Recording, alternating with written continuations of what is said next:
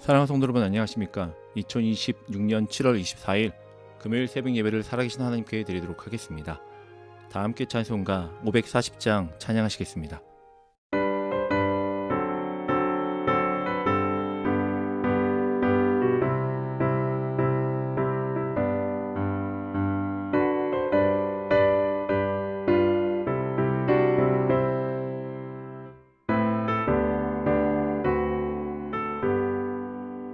주의 음성을 내가 들으니 사랑한단 말일세. 믿는 마음으로 주께 가오니 나를 영접하소서. 내가 매일 십자가 앞에 더 가까이 가오니 구세주의 나를 정케 하소서. 주여 넓으신 은혜 베푸사 나를 받아주시고 나의 품은 뜻 주의 뜻같이 되게 하여 주소서.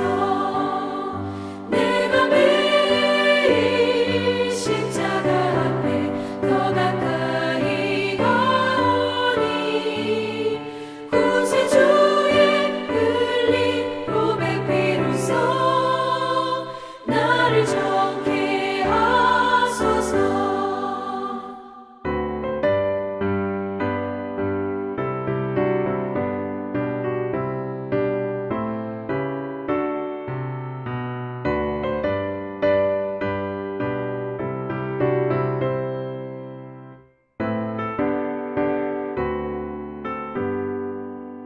주의 보좌로 나아갈 때에 어찌하니 기쁠까. 주의 얼굴을 항상 배우니 더욱 친근합니다.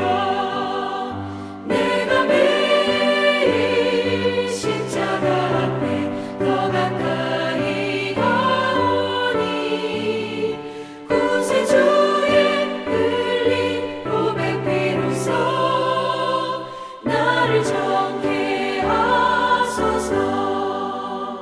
우리 구주의 넓은 사랑을 증명할 자 없으며 주가 주시는 참된 기쁨도 헤아릴 수 없도다.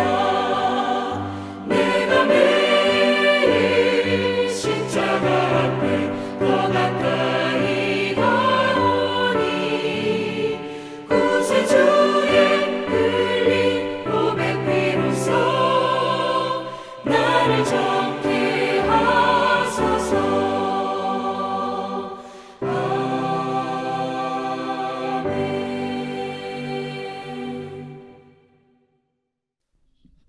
아멘. 오늘 함께 나눌 말씀은 에스겔 29장 17절부터 30장 9절까지의 말씀입니다.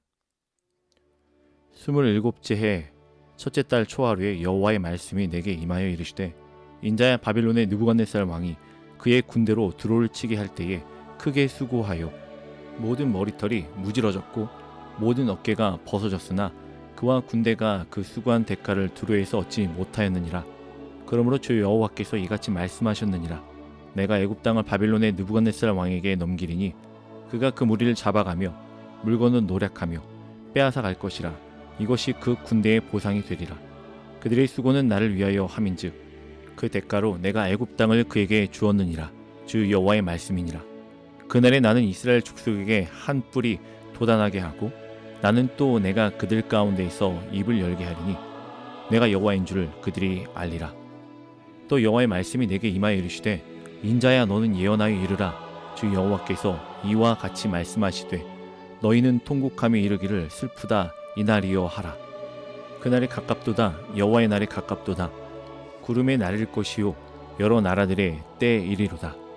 애굽에 칼이 임할 것이라. 애굽에서 죽임당한 자들이 엎드려질 때에 구수의 심한 기근이 있을 것이며 애굽의 무리가 잡혀가며 그 터가 헐릴 것이요 구스와 붓과 룻과 모든 섞인 백성과 굽과 및 동맹한 땅의 백성들이 그들과 함께 칼에 엎드려지리라. 여호와께서 이같이 말씀하셨느니라. 애굽을 붙들어 주는 자도 엎드려질 것이요 애굽의 교만한 권세도 낮아질 것이라. 믹돌에서부터 수에네까지 무리가 그 가운데에서 칼에 엎드려지리라. 주 여호와의 말씀이니라. 황폐한 나라들 같이 그들도 황폐할 것이며 사막이 된 성읍들 같이 그 성읍들도 사막이 될 것이라. 내가 애굽에 불을 일으키며 그 모든 돕는 자들을 멸할 때에 그들이 나를 여호와인 줄 아리라. 그날의 사절들이 내 앞에서 배로 나아가서 염려 없는 구스 사람을 두렵게 하리니 애굽의 재앙의 날과 같이 그들에게도 심한 근심이 있으리라. 이것이 오리로다. 아멘. 우리는 살아가면서 이러한 질문들을 할 때가 있습니다. 왜 악한 사람들은 잘 되고 하나님을 전적으로 믿고 신뢰한다라고 고백하였던 그리스도인들은 항상 손해만 보는 것처럼 보일까? 세상을 보면 돈 많은 사람이 힘이 있고 큰 나라가 모든 것을 결정하고 지배하는 것처럼 보입니다. 이스라엘 백성도 똑같았어요. 나라를 잃고 성전이 무너졌습니다. 바벨론 포로로 끌려갔어요. 반면에 애굽은 여전히 강대국처럼 보였습니다. 무언가 잘 되고 번성하고 군대는 더욱더 강해져 보이는 모습. 그 때문에 이스라엘 백성들이 이렇게 생각했습니다. 애굽은 망하지 않는구나. 그러나 하나님은 에스겔을 통해서 전혀 다른 말씀을 해주셨습니다. 역사를 움직이는 것은 애굽도 아니고 바벨론도 아니다. 나 여호와 하나님이다 라는 말씀을. 오늘의 본문은 어제의 말씀과 같이 단순히 애굽이 징계를 받아 망하는 것에 대한 이야기를 전하는 것은 아닙니다. 오늘의 본문은 하나님께서 온 세상의 주인이시고 역사의 주관자이심을 보여주고 또한 우리는 그것을 통하여 무엇을 알고 깨닫길 원하시는 하나님의 말씀을 깨닫는 귀한 시간 되길 간절히 소망합니다. 첫 번째는 하나님 역사의 주관자이심을 드러냅니다. 오늘 본문은 조금 독특하게 시작을 합니다. 하나님께서 바벨론 왕 느부갓네살 왕에게 이렇게 이야기를 합니다. 18절 말씀에 보면요. 인자야 바벨론의 느부갓네살 왕이 그의 군대로 드로를 치게 할 때에 크게 수고하여 모든 머리털이 무질어졌고 모든 어깨가 벗어졌으나 그와 군대가 그 수고한 대가를 두로에서 얻지 못하였느니라. 두로는요 아주 강한 해상 도시였습니다. 그런 두로를 두고 하나님은 에스겔 26장에서 느부갓네살을 사용하여 두로를 심판할 것이라고 예언하셨어요. 역사적으로 느부갓네살은 약 13년 동안 두로를 포위한 것으로 알려져 있습니다. 두로는 본토 성읍과 바다의 섬 성읍으로 이루어졌었는데 주민들이 많은 재산을 배를 통해 다른 지역으로 이미 옮겼고 결국 느부갓네살은 도시를 굴복시키고 정복했었지만 기대하였던 전리품은 거의 얻지 못했습니다. 엄청난 부를 노획하지 못했다는 거예요. 그래서 하나님은 그의 군대가 수고한 대가를 두로에서 받지 못했다라고 이야기를 하고 있습니다. 쉽게 말하면 13년 동안 전쟁을 했는데 남는 장사가 아니었어요. 그런데 19절 20절 말씀을 보면요. 하나님께서는 놀라운 말씀들을 이어가고 계십니다. 그러므로 주 여호와께서 이같이 말씀하셨느니라. 내가 애굽 땅을 바벨론의 느부갓네살 왕에게 넘기리니 그가 그 무리를 잡아가며 물건을 노략하며 빼앗아 갈 것이라. 이것이 그 군대의 보상이 되리라. 그들의 수고는 나를 위하여 함인즉 그 대가로 내가 애굽 땅을 그에게 주었느니라. 주 여호와의 말씀이니라. 하나님은 악인의 악한 의도까지도 자신의 거룩한 목적을 위해 사용하신다라고 칼빈은 이야기했습니다. 모든 과정을 우리가 보았듯이 하나님께서 다스리시고 섭리하신다는 그 사실을 오늘 본문 말씀에서 이야기를 하고 있는 거예요. 이것을 섭리라고도 이야기를 합니다. 느부갓네살은요 하나님의 심판을 수행하는 도구로 사용되었던 거예요. 두로를 심판하는 일에 느부갓네살 왕이 사용이 되었습니다. 그러나 그로 인하여 받는 어떠한 재물의 싹스를 받지 못했기 때문에 경제적인 보상을 얻지 못했기 때문에 하나님께서는 애굽을 치게 하시고 그곳에 재물을 싹스로 주시겠다고 선언하는 내용을 본문의 말씀에 이어지고 있는 거예요. 말씀을 읽어보면서 참 이해되지 않는 부분이 있을 수도 있습니다. 느부갓네살 왕은 악한 왕인데 왜 하나님이 애굽을 그에게 주시며 싹을 보상해 주셨을까?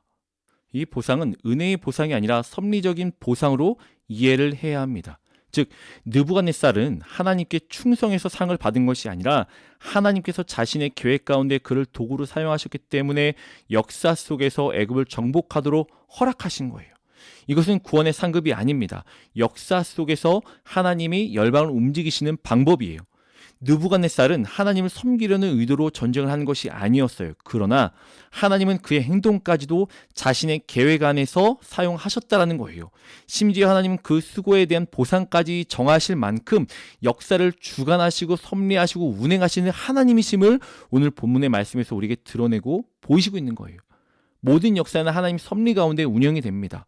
우리가 이해하지 못하고 알 수 없는 역사의 시간이 흘러가고 우리에게 보여진다 하여도 결국은 이 모든 것들이 하나님의 주권 아래 가장 선하시고 완전하신 방법으로 이끌어 가신다는 사실에 대해서 우리에게 말씀하여 주고 있습니다.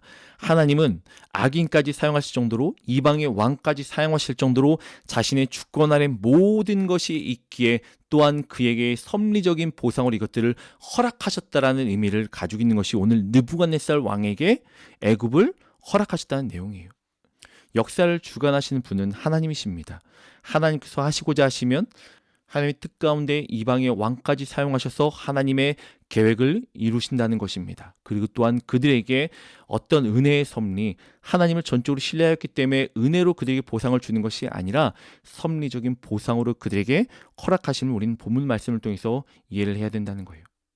우리 삶을 인도하시는 하나님, 우리 삶을 하나님의 섭리 가운데 두셔서 가장 선함으로 인도하시는 하나님, 하나님의 사랑의 방법으로 이끌어 가심을 우리는 전적으로 신뢰하며 그리 아니하실지라도 결국 가장 선한 것들로 우리에게 베푸시고 인도하시고 보이시는 그 하나님을 기대하는, 하나님은 세상의 모든 것들을 주관하시는 주권자이시오 섭리자이시오 또한 그것들을 계획하시고 이끌어 가시는 분이심을 말씀을 통해 깨닫는 성도님 되시길 간절히 소망합니다.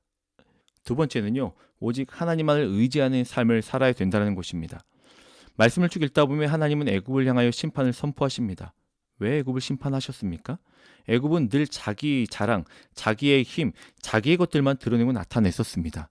어제 말씀을 함께 묵상을 읽었을 때도 나일강을 중심으로 이루었던 모든 것들이 하나님에 의해서 받은 선물과 은혜가 아니라 내 힘과 능과 리더십과 내 지혜를 통하여 이루었다라고 고백하는 교만한 마음이 여기 들어가 있었어요. 애굽은 늘 자기 힘을 자랑했습니다. 나일강이 있어서 절대 망하지 않는다라고 생각했고요. 군사력이 강하고 경제력이 강하여서 누군가가 없어도, 즉 하나님이 없어도 괜찮다, 없어도 살 수 있다라는 성경에 말하고 있는 교만함이 그 가운데 드러났었어요. 6절 말씀 함께 보길 원합니다. 30장 6절입니다.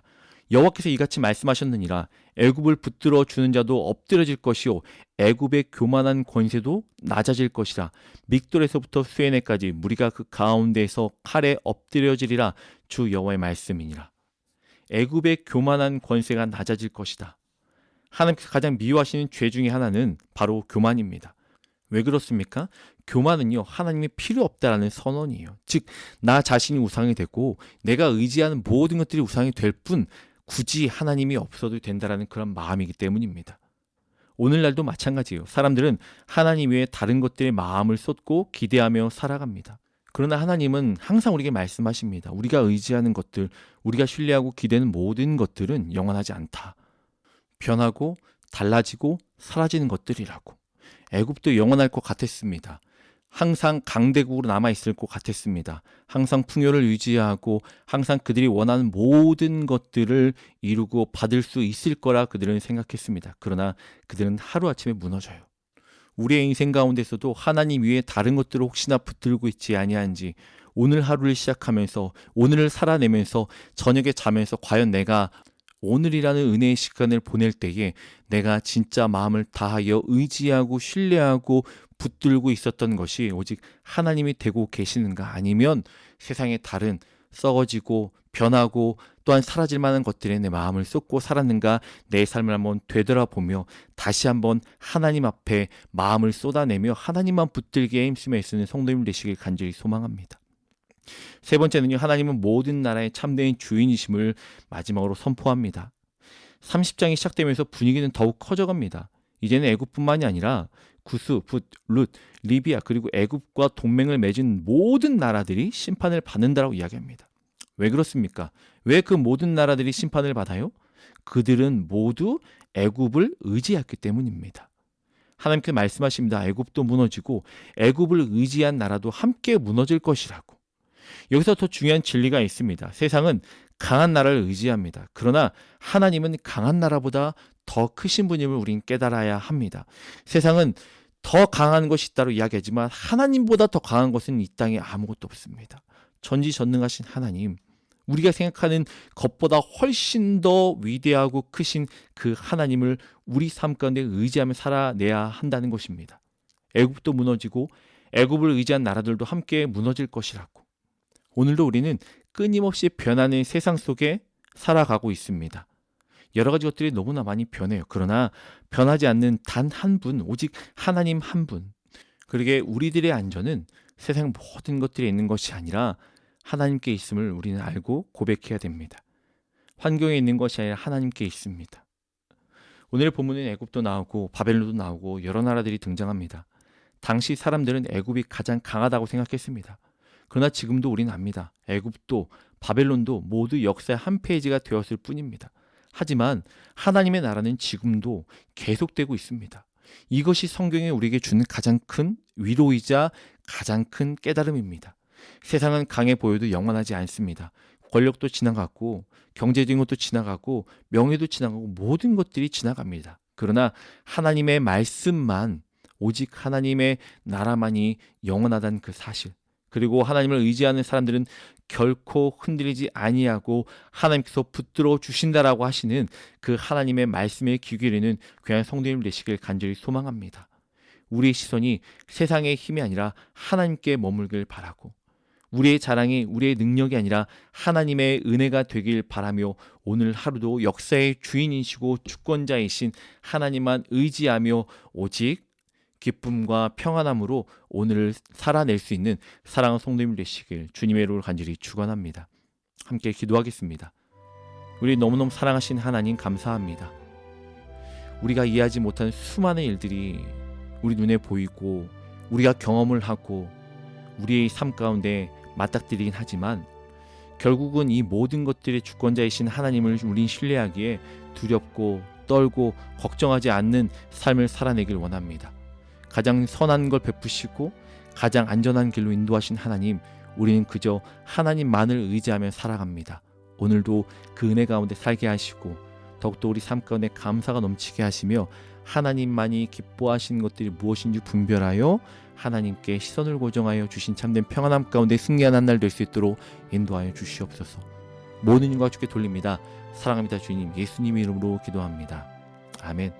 우리 사랑하는 성도님들, 오늘 하루도 우리 생각이 아니라 우리보다 앞서서 일하시는 하나님만을 의지하여 모든 역사의 주권자이신 하나님께서 오늘도 우리의 삶을 이끌어 가신다는 그 선한 하나님의 그 사랑을 깨달아 승리하며 평안함 가운데 살아낼 수 있는 성도님 되시길 간절히 소망합니다.